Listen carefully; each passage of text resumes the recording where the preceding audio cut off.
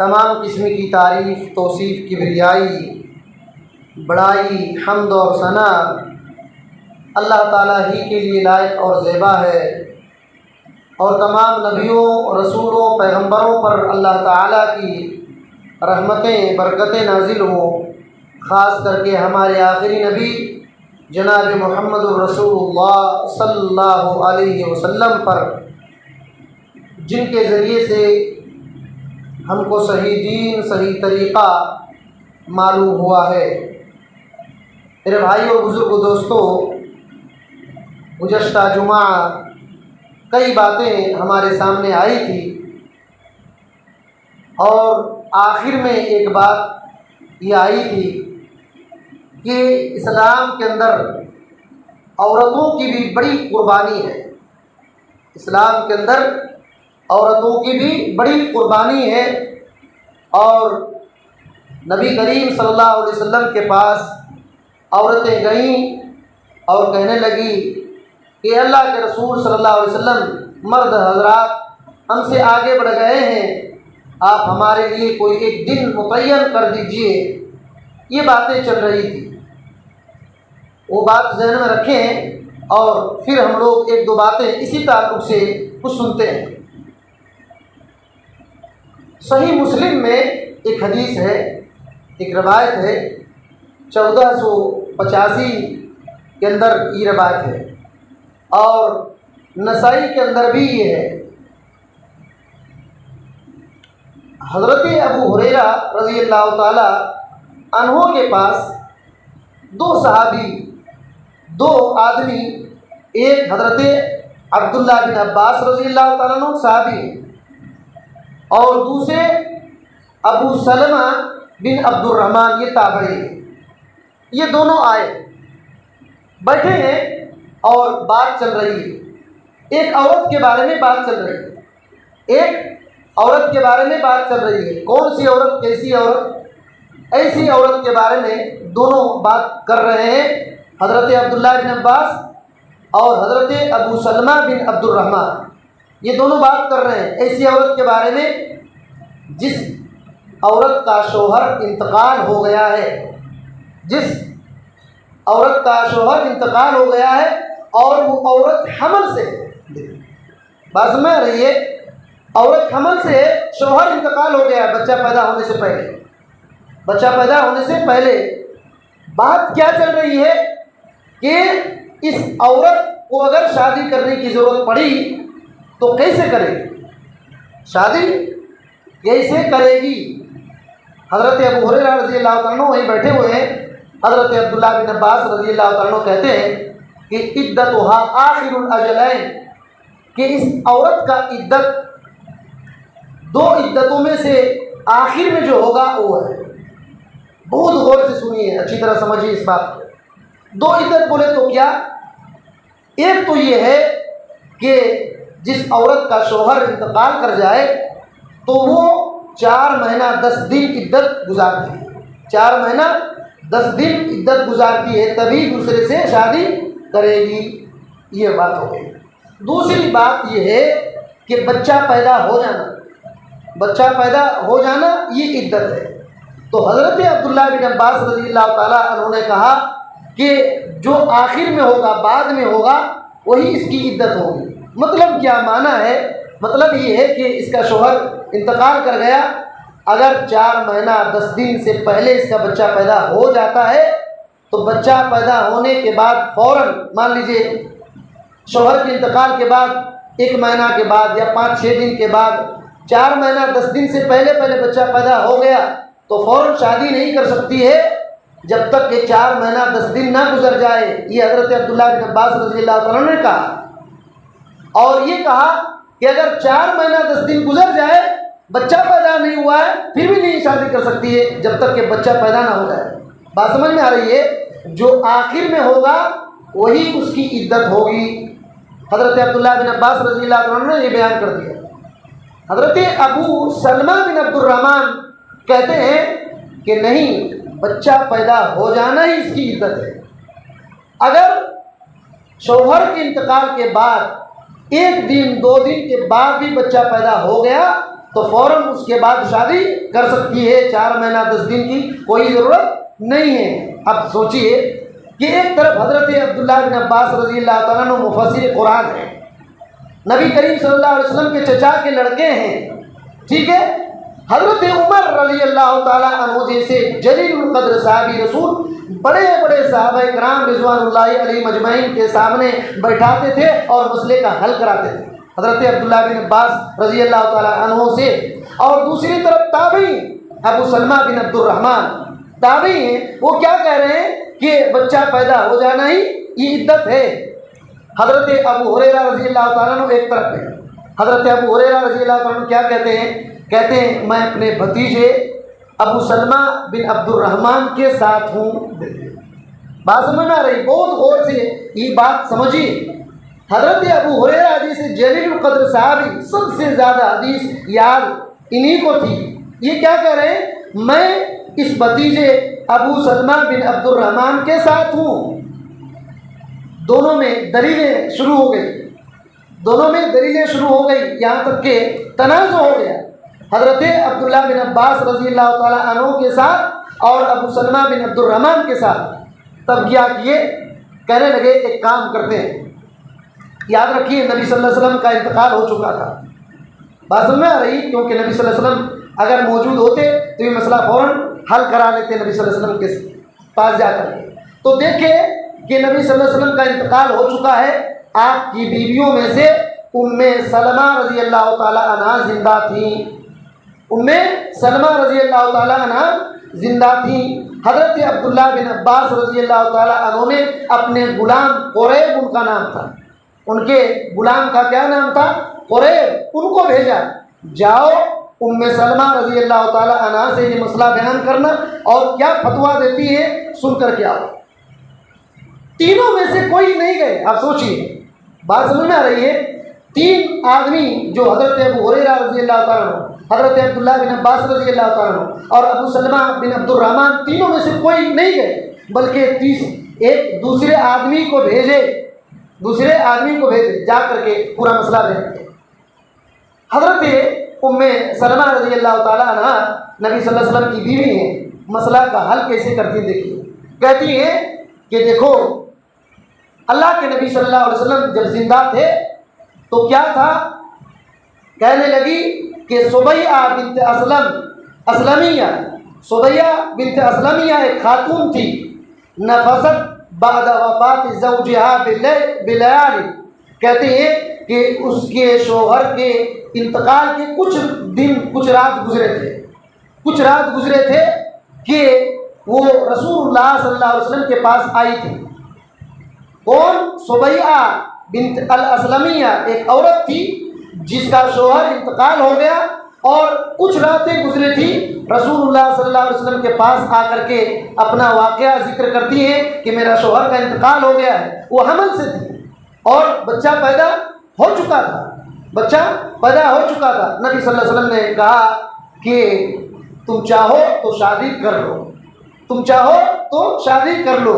یہ بات وہ دین جو بیٹھے ہوئے تھے جا کر کے بتا دیے قریب نے کہ ایسے سے فتویٰ دینے لگے، ایسے حضرت ام سلمہ رضی اللہ تعالیٰ عنہ نے فتویٰ دیا ہے، فوراً اسی بات کو آخری مانا جاتا ہے اور حضرت عبداللہ بن عباس رضی اللہ تعالیٰ عنہ جیسے جلیل القدر صحابی بھی رجوع کر لیتے ہیں۔ بات سمجھ میں آئی؟ اسی کے بارے میں اللہ تعالیٰ نے کہا فَإِن تَنَازَعْتُمْ فِي شَيْءٍ فَرُدُّوهُ إِلَى اللَّهِ وَالرَّسُولِ، اگر تم کو کسی چیز میں جھگڑا ہو گیا تو اللہ اور اس کے رسول کی طرف پلٹو، اپنے جھگڑے کو اللہ اور اس کے رسول کی طرف لے جاؤ۔ یہاں غور کرنے کی جو اصل بات ہے جو میں اس واقعے کو بیان کیا، اس کا اہم مقصد یہ ہے کہ دیکھیے حضرت ام سلمہ رضی اللہ تعالی عنہ اپنے زمانے کی وہ خاتون تھی جن کو یہ مسئلہ یاد تھا، نبی کریم صلی اللہ علیہ وسلم کی بیوی تھی، اور وہ ایسے بیان نہیں کر رہی، وہ دلیل دے رہی۔ اور یہ جو سبیعہ الاسلمیہ جو خاتون تھی، اس کا شوہر جو ہے یہ حجۃ الوداع میں وفات پایا، حجۃ الوداع کے موقع پر وفات پایا تو وہ حمل سے تھی، بچہ پیدا ہوا اور سنگار کرنے لگی، تو ایک آدمی ابو السنابل نے آ کر کہا کہ اے سمیہ، تم سنگار کر رہی ہو، لگتا ہے کہ کوئی نکاح کا پیغام دے رہے ہیں۔ تو یہ بھی مسلم کی حدیث ہے، یہ جو بھی ابھی بول رہا ہوں یہ بھی مسلم ہی میں ہے۔ تو کہا کہ کوئی تم کو پیغام دے رہے ہیں تو ایسا کیوں کر رہی ہو تم؟ یاد رکھو، ابو السنابل نے کہا یاد رکھو، جب تک کہ 4 مہینہ 10 دن نہ گزر جائے تو تم کسی سے نکاح نہیں کر سکتی ہو۔ کہا وہ عورت اپنا سامان کپڑے سمیٹتی ہے اور اپنے بچے کو لے کر رسول اللہ صلی اللہ علیہ وسلم کے پاس آتی ہے اور پوچھتی ہے اے اللہ کے رسول صلی اللہ علیہ وسلم، میرا شوہر حجۃ الوداع میں انتقال ہو گیا اور کچھ ہی دن کے بعد میرا بچہ پیدا ہوا، اب میں شادی کرنا چاہتی ہوں، پیغام آ رہا ہے، میں کیا کروں؟ نبی صلی اللہ علیہ وسلم نے کہا تم چاہو تو شادی کر سکتے ہو، تم چاہو تو شادی کر سکتے ہو۔ یاد رکھیے، اب سوچئے، غور کیجئے کہ رسول اللہ صلی اللہ علیہ وسلم کی حدیث ہر مسئلے کا حل ہے۔ رسول اللہ صلی اللہ علیہ وسلم کی حدیث، آپ کا فرمان ہر مسئلے کا حل ہے۔ اور دیکھیے اتنے بڑے ڈسکس کو، بحث مباحثے کو ایک خاتون حل کرتی ہیں، اسی وجہ سے عورتوں کو چاہیے کہ وہ دین کا علم حاصل کرے تاکہ بڑے سے بڑے مسئلے کو وہ حل کر سکے، اور وہ حل رسول اللہ صلی اللہ علیہ وسلم کی حدیث میں موجود ہے، اللہ کے قرآن میں موجود ہے۔ کوئی عورت اپنے سے حل نہیں کر سکتی، کوئی مرد اپنے سے مسئلے حل نہیں کر سکتا، اس کو دلیل دینا پڑے گا، اور اسی دلیلوں کا نام علم ہے۔ حقیقت میں صحیح علم یہی ہے، اللہ کا قرآن اور رسول اللہ صلی اللہ علیہ وسلم کا فرمان۔ اور ایک بات یہ معلوم ہوئی کہ آپس میں کتنوں جھگڑے ہوں، مسئلے مسائل ہوں، لیکن رسول اللہ صلی اللہ علیہ وسلم کی حدیث آ جائے، وہاں آدمی اپنا کتنوں اس کے خلاف ہو، اس کے مطابق ہو، کیا بھی ہو، اپنے چیز کو چھوڑ کر رسول اللہ صلی اللہ علیہ وسلم کی حدیث کو مان لے، رسول اللہ صلی اللہ علیہ وسلم کی حدیث کو مان لے۔ یہی ایک مومن کا طریقہ ہے۔ اس واقعے سے آپ بہت سارے مسئلے نکال سکتے ہیں۔ ایک مسئلہ یہ ہے کہ جب صحابہ تابعین میں آپس میں کچھ مسئلے ہوتے تو اہل علم کی طرف رجوع کرتے، انہوں نے غور کیا، دیکھا کہ اس وقت اس مسئلے کا علم کس کے پاس ہے، اور وہ وہاں گئے جہاں سے مسئلہ حل ہو سکتا ہے، اور انہوں نے دلیل سے بتایا تو مسئلے کا پھر حل ہو گیا۔ آج بھی ہر مسئلے کا حل قرآن اور حدیث میں موجود ہے۔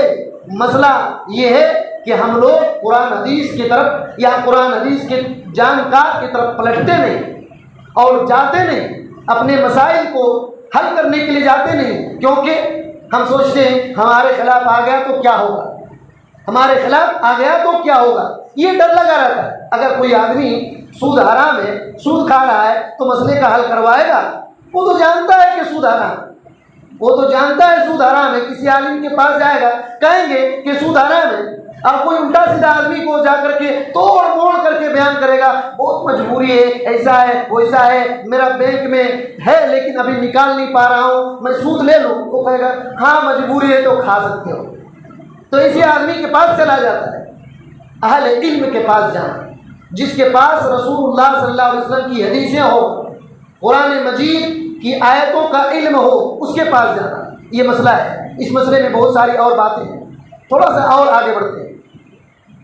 اور ایک عورت کا ہم لوگ واقعہ دیکھتے ہیں، یہ صحیح بخاری میں ہے، یہ واقعہ صحیح بخاری میں ہے، اور صرف اس کو قصہ اور واقعہ مت سمجھیے، اس کو قصہ اور واقعہ مت سمجھیے، اس میں بہت ساری باتیں ہیں اس کے اندر۔ صحیح بخاری میں حدیث نمبر 2790 پر 9 میں یہ روایت موجود ہے، اور اس کے راوی حضرت انس بن مالک رضی اللہ تعالی عنہ ہیں۔ جس عورت کے بارے میں ابھی تذکرہ سنیں گے، اس عورت کا نام ام حرام بنت ملحان ہے، ام حرام بنت ملحان، اور یہ انس رضی اللہ تعالی عنہ کی خالہ ہیں، یہ انس رضی اللہ تعالی عنہ کی خالہ ہے، اور نبی صلی اللہ علیہ وسلم کی بھی خالہ ہے، نبی صلی اللہ علیہ وسلم کی بھی خالہ ہے، اور پہلی عورت جو اسلام قبول کیے تھے ان میں سے یہ عورت بھی ہے۔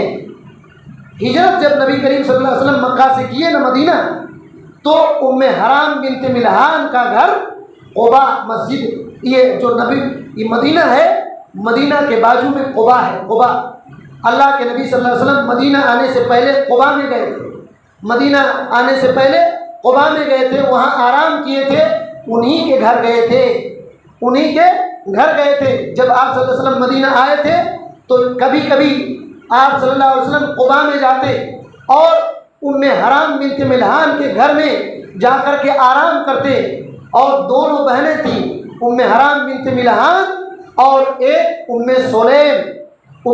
سلیم بنت ملحان۔ یہ بڑی خوش ہوتی تھی نبی صلی اللہ علیہ وسلم جب آتے تھے تو، کیونکہ نبی صلی اللہ علیہ وسلم کی خالہ یہ تھی، اور آپ صلی اللہ علیہ وسلم وہاں جا کر کے کبھی سوتے، آرام کرتے، اٹھتے، پھر آتے۔ یہ بات ذہن میں رکھیے، ٹھیک ہے؟ اب یہاں سے روایت سنتے ہیں۔ حضرت انس بن مالک رضی اللہ تعالیٰ عنہ کہتے ہیں کہ ام حرام بنت ملحان کہتی ہے، نام رسول اللہ صلی اللہ علیہ وسلم یوما قریبا منی ثم استيقظ يتبسم۔ کہتے ہیں کہ رسول اللہ صلی اللہ علیہ وسلم ایک دن میرے قریب سوئے، ان کے گھر خالہ ہے، قریب جا کر کے گھر میں سوئے، اور کہتی ہیں کہ سوئے ہوئے ہیں، جاگ گئے اور مسکرانے لگے جاگ کر کے۔ تو ان کی خالہ نے کہا، ما اضحکک، کیا بات ہے، کیوں ہنس رہے ہو، کیا بات ہے، کیوں ہنس رہے ہو؟ نبی صلی اللہ علیہ وسلم نے کہا کہ اناس من امتی اوردوا علیہ، کہتے ہیں کہ مجھ کو خواب میں کچھ میری امت کے لوگوں کو دکھایا گیا، امت کے کچھ لوگوں کو دکھایا گیا، وہ لوگ کیا کر رہے ہیں، یرکبون هذا البحر الاخضر، وہ لوگ سمندر میں سفر کر رہے ہیں، وہ لوگ سمندر میں سفر کر رہے ہیں، کیوں؟ جہاد کرنے کے لیے، سمندر میں سفر کر رہے ہیں جہاد کرنے کے لیے۔ اور کیسے ہیں وہ لوگ؟ کالملوک علی الاسرۃ، جیسے کہ بادشاہ تخت پر بیٹھے ہوئے رہتے ہیں، اسی طریقے سے یہ لوگ بیٹھے ہوئے ہیں اور سمندر میں سفر کر رہے ہیں۔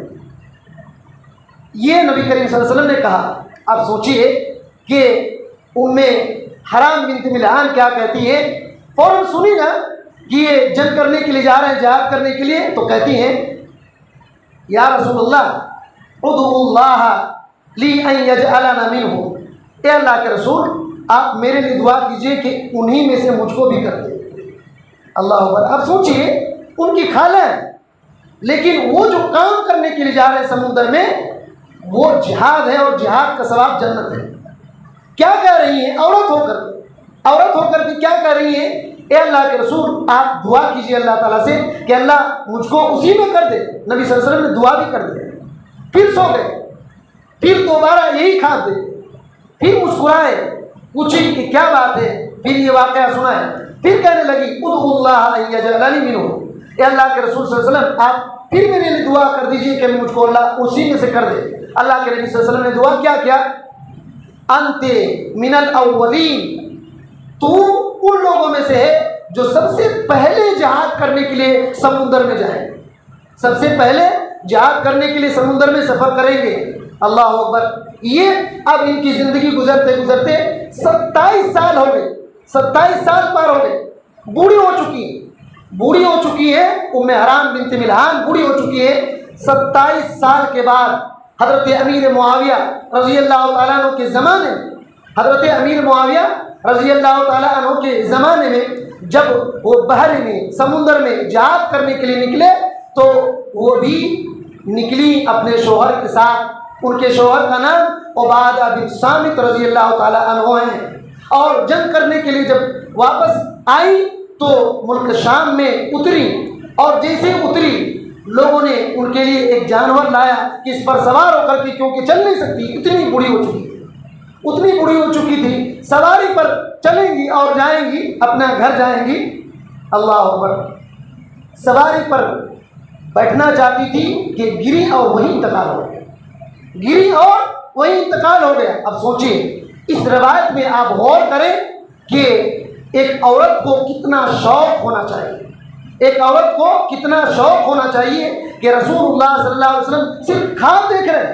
اور یاد رکھیے نبیوں کی خواب وہی ہوتی ہے، نبیوں کی خواب وہی ہوتی ہے. آپ صلی اللہ علیہ وسلم نے دیکھا کہ کچھ لوگ سمندر میں سفر کر کے اللہ کے راستے میں جہاد کرنے کے لیے جا رہے ہیں، تو جب سنایا تو کہنے لگی میرے لیے بھی دعا کریں کہ اللہ تعالیٰ انہی میں سے مجھ کو کر دے، کیونکہ جنت میں جانا ہے، جنت میں جانا ہے. دوسری روایتوں میں یہ بات موجود ہے کہ یہ جو سمندری سفر کریں گے، جو جہاد کریں گے، وہ جنتی لوگ ہیں. اور اس میں حضرت امیر معاویہ رضی اللہ تعالیٰ عنہ کی بھی فضیلت معلوم ہوتی ہے، حضرت عبادہ بن صامت رضی اللہ تعالیٰ عنہ کی بھی فضیلت معلوم ہوتی ہے. اور اہم بات وہ حرام بنت ملحان بوڑھی ہو گئی تھی، پھر بھی جنت کا شوق دیکھیں، جنت کا شوق دیکھیں کہ وہ جہاد میں جاتی ہیں. آج کل کیا کرتے ہیں، کسی کو فجر کی اذان ہوتی تو اٹھ نہیں سک رہی، وہ جہاد کیا کریں.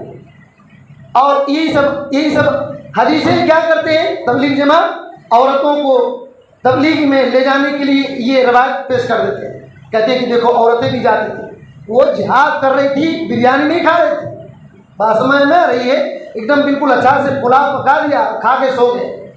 یہ الگ چیز ہے اور جہاد الگ چیز ہے. جہاد میں جانے جاتی خلیفۃ المسلمین کے انڈر پر ہوتا ہے. امیر معاویہ رضی اللہ تعالیٰ عنہ نے بھیجا تھا، اپنے سے 2-4 آدمی مل کر چلے نہیں گئے تھے. بات سمجھ میں آ رہی ہے، یہ دونوں بالکل الگ الگ بات ہے، یہ دونوں بالکل الگ الگ بات ہے. اب سوچئے جب ان کی بات آ ہی گئی تو اور تھوڑا سنیے ان کے بارے میں. ان کے پہلے شوہر حضرت ام حرام بنت ملحان کے پہلے شوہر نبی صلی اللہ علیہ وسلم کے خالو کون تھے جانتے ہیں؟ عمرو بن قیس بن زید. عمرو بن قیس بن زید سب سے پہلے ان کی شادی انہی سے ہوئی اور ایک بچہ پیدا ہوا جس کا نام قیس نام رکھے. قیس نام رکھے. یہ دونوں کے دونوں بدر کی جنگ میں شریک ہوئے تھے. بدر کے جنگ میں دونوں باپ بیٹے شریک ہوئے تھے، گئے تھے اس لڑائی میں، بدر کی جنگ میں. آپ کو تعجب لگتا ہے کہ بدر کی جنگ میں لڑے تو جمعہ کے خطبے میں بولنے کی کیا ضرورت ہے؟ آپ سوچ رہے ہیں کہ بدر کی جنگ میں وہ لوگ گئے تو گئے، یہاں جمعے کے خطبے میں آپ کیوں بول رہے ہیں وہ کہ بدر کی جنگ میں دونوں باپ بیٹے گئے تھے؟ میں آگے بتا رہا ہوں کہ کیوں بول رہا ہوں. اور پھر 1 سال کے بعد، بدر کے 1 سال کے بعد جب جنگ احد ہوئی تو پھر دونوں باپ بیٹے گئے، پھر دونوں باپ بیٹے گئے اور دونوں باپ بیٹے شہید ہوئے، دونوں باپ بیٹے شہید ہو گئے. اور پھر ان کے شہید ہو جانے کے بعد حضرت عبادہ بن صامت رضی اللہ تعالیٰ عنہ سے نکاح ہوا تھا، جس کو اللہ کے نبی صلی اللہ علیہ وسلم نے جنریل بنایا تھا. اور حضرت عمر رضی اللہ تعالیٰ عنہ کی خلافت میں بڑا ان کا کارنامہ بھی تھا. ان کی تاریخ دیکھیں گے تو حیرانی ہوگی. بادشاہ کے سامنے جا کر کے کھڑی ہو کر کے حق کی بات بولے تھے اور بادشاہ خاموش چپ چاپ سن رہا تھا. حضرت عبادہ بن صامت رضی اللہ تعالیٰ عنہ کی ایک الگ ہی یہ ہے، ان کی ایک الگ ہی ہسٹری ہے. میں نے جو کہا کہ بدر کی جنگ میں دونوں گئے تھے، اس کی ایک وجہ ہے، اس کی ایک وجہ ہے، یاد رکھیے. نبی کریم صلی اللہ علیہ وسلم نے کہا لن يدخل النار شہید رجل بدر وحدیبیہ. نبی صلی اللہ علیہ وسلم نے کہا وہ آدمی ہرگز جہنم میں نہیں جائے گا، وہ آدمی ہرگز جہنم میں نہیں جائے گا جو آدمی بدر کے جنگ میں اور حدیبیہ میں شریک ہوا تھا. سوچیں، بدر کی جنگ میں اور حدیبیہ میں شریک ہوا تھا. تو دیکھیے ام حرام بنت ملحان کے پہلے شوہر اور ان کے بیٹے دونوں جنتی ہیں. یہ خاتون تھی اور اللہ کے نبی صلی اللہ علیہ وسلم کے پاس مسلم کی ایک حدیث ہے. حضرت جابر رضی اللہ تعالیٰ عنہ کہتے ہیں کہ حضرت حاتم رضی اللہ تعالیٰ عنہ کا غلام آیا نبی صلی اللہ علیہ وسلم کے پاس اور شکایت کیا اور کیا کہا، اے اللہ کے رسول صلی اللہ علیہ وسلم، حاتم جہنم میں جائے. حالانکہ حاتم رضی اللہ تعالیٰ عنہ صحابی ہیں، حاتم رضی اللہ تعالیٰ عنہ صحابی ہیں. آ کر کے شکایت کرتا ہے غلام اور کہتا ہے حاتم جہنم میں جائے. اللہ کے نبی صلی اللہ علیہ وسلم نے کہا کذبتا، تو جھوٹ بول رہا ہے. اللہ کے نبی صلی اللہ علیہ وسلم نے کیا کہا؟ کذبتا، تو جھوٹ بول رہا ہے. اور آپ صلی اللہ علیہ وسلم نے کہا کہ وہ جہنم میں ہرگز نہیں جائے گا. کیوں؟ انہو شہیدہ بدرا والحدیبیہ، کیونکہ حاتب رضی اللہ تعالیٰ عنہ بدر کی جنگ میں شریک ہوئے تھے اور حدیبیہ میں شریک ہوئے تھے۔ کہنے کا مطلب یہ ہے جو بھی صحابی بدر کی جنگ میں شریک ہوئے تھے وہ جنتی صحابی ہیں، اور ام حرام بنت ملحان کا لڑکا اور ان کے شوہر بھی بدر میں شریک ہوئے تھے، جا کر کے شامل ہوئے تھے، اور احد میں انتقال ہوئے، شہید ہوئے۔ اللہ کے نبی صلی اللہ علیہ وسلم نے احد کے شہیدوں کے بارے میں کیا کہا تھا؟ کہا آپ صلی اللہ علیہ وسلم نے انا شہید لہؤلاء یوم القیامہ، ان احد میں شہید ہونے والے صحابہ کے بارے میں قیامت کے دن میں گواہی دوں گا۔ اب اتنی بڑی بات ہے کہ ان کے شوہر اور ان کے بیٹے دونوں جنتی۔ تعجب لگے گا آپ کو، سنن ابن ماجہ کی ایک روایت ہے، حدیث نمبر 106 کے اندر اللہ کے نبی صلی اللہ علیہ وسلم کے پاس جبریل یا ایک دوسرے فرشتے آئے۔ یہ حدیث میں اسی طرح ہے کہ جبریل یا کوئی دوسرے فرشتے آئے، کہنے لگے اے اللہ کے نبی صلی اللہ علیہ وسلم، جو لوگ بدر میں شہید ہو گئے ہیں ان کے بارے میں آپ کیا کہتے ہیں؟ جو لوگ شریک ہوئے تھے۔ نبی صلی اللہ علیہ وسلم نے کہا خیار ہونا، وہ ہم میں سے سب سے اچھے لوگ ہیں۔ جو لوگ بدر میں جنگ میں گئے وہ لوگ ہم میں سب سے اچھے لوگ ہیں۔ تو جبریل امین یا جو فرشتے آئے تھے وہ کیا کہنے لگے جانتے ہیں؟ کہنے لگے فرشتوں میں بھی وہ فرشتے ہم میں افضل ہیں، بہتر ہیں جو بدر میں آئے تھے۔ بات سمجھ میں آ رہی ہے؟ فرشتے بھی بدر میں آئے تھے، تو وہ فرشتے جو بدر میں نازل ہوئے تھے، فرشتوں کے درمیان ان کی افضلیت ہے، ان کی اہمیت ہے، اور وہ صحابہ جو بدر میں شریک ہوئے تھے ان کی بھی فضیلت ہے، تو یہ دیکھیے ام حرام بنت ملحان رضی اللہ تعالی عنہ وہ خاتون تھی جو بڑھاپے کی عمر میں بھی جنت کے شوق رکھتے ہوئے جہاد کے لیے نکلے تھی، اور نبی صلی اللہ علیہ وسلم سے دعا کروائی تھی کہ آپ صلی اللہ علیہ وسلم آپ دعا کر دیجئے کہ میں بھی انہی میں سے ہوں۔ عورت کو اسی طرح ہونا چاہیے۔ میں یہی پیغام دینا چاہوں گا کہ ہر عورت کو یہ سوچنا چاہیے کہ جنت میں کیسے جاؤں گی۔ اچھا، میں نے کہا تھا کہ ان کی اور ایک بہن تھی، ٹھیک ہے؟ جب بات چلی ان کے بارے میں تو اور کچھ سنیے۔ ان کے بارے میں اگر پورا دن بھر بولیں تو بات ختم نہیں ہوگی۔ وہ خاتون تھی ویسے، ان کے خاندان عجیب خاندان تھا۔ رسول اللہ صلی اللہ علیہ وسلم کی خالہ ہے، حضرت عبادہ بن صامت کی الگ فضیلت ہے، ان کے بارے میں شروع کریں گے تو اور بہت باتیں گزر جائیں گی۔ ان کی بہن کا نام جانتے ہیں؟ نام ان کا اصل نام آج کل بہت سارے کم لوگ جانتے ہیں۔ ام سلیم سے مشہور تھی۔ ام سلیم بولے تو کیا جانتے ہیں؟ انس بن مالک رضی اللہ تعالی عنہ کی امی، انس بن مالک رضی اللہ تعالی عنہ کی امی یہ خاتون ہے۔ جب انس رضی اللہ تعالیٰ عنہ پیدا ہوئے رسول اللہ صلی اللہ علیہ وسلم کے پاس لے کر چلی گئی اور کہنے لگی اے اللہ کے رسول صلی اللہ علیہ وسلم اس کو قبول کیجئے آپ کی خدمت کے لیے۔ نبی صلی اللہ علیہ وسلم نے قبول کر لیا، اور انس بن مالک رضی اللہ تعالیٰ عنہ 10 سال تک نبی صلی اللہ علیہ وسلم کی خدمت کی۔ 10 سال! دیکھیے ابھی سوچئے کہ ایسی کون سی خاتون ہے جو اپنے کلیجے کے ٹکڑے اپنے بیٹے کو اسلام اور دین کی خدمت کے لیے لگائے۔ ام سلیم رضی اللہ تعالی عنہا نے اپنے بیٹے کو رسول اللہ صلی اللہ علیہ وسلم کی خدمت کے لیے 10 سال تک چھوڑا تھا۔ 10 سال تک۔ انہی کا ایک نام رملہ بھی ہے، اور ایک نام رمیسہ بھی ہے۔ اور ایک نام غمیزہ ہے۔ اصل نام غمیزہ بنت ملحان ہے، اصل نام۔